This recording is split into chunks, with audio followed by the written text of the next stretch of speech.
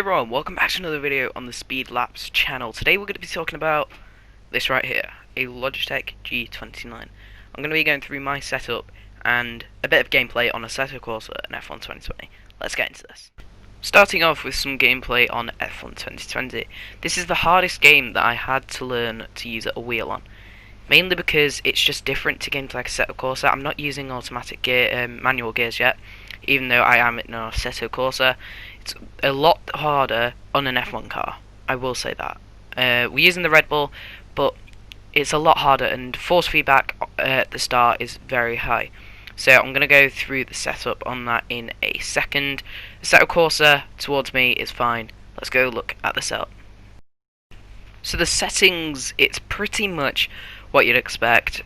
Throttle, brake, exact same. Manual clutch, and clutch is the clutch.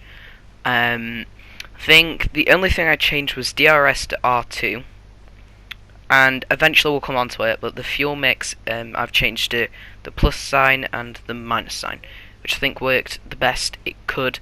And if you look at calibration, pretty much the same. You're going to see it works with the steering, the throttle and the brake, which is mainly what you want. Without that, wouldn't exactly work, as you can see. But we've got linearity, throttle lever thing, and that's about it. Vibration, force feedback, I believe I actually change. No, that's on Assetto Corsa. I changed it while doing the setup because I wanted a bit more force feedback. That's the main reason I got this. But pretty much what you'd expect, and as you see, you're going to be able to see MFD shortcuts. Pretty much what you'd expect with the plus sign and minus sign. Anyway, let's get into some Assetto Corsa gameplay. Now, as you can see, we're in the cockpit cam. I quite usually use cockpit cam. I kind of mix between the two because I do like the aspect of cockpit cam. I'm also using manual gears, so I figured it out for Assetto Corsa and usual like road cars. But I can't figure it out for F1 cars. I'm so close to it. But in case you don't know, I have put it in the video. I do have a Twitch, so twitch.tv//HW_Twitch.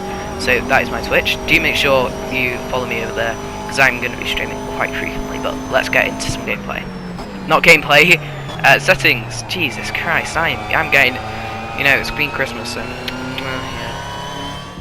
just quickly, as you can see, force feedback pretty much the exact same. I don't even think I've changed it, but pretty much, yeah.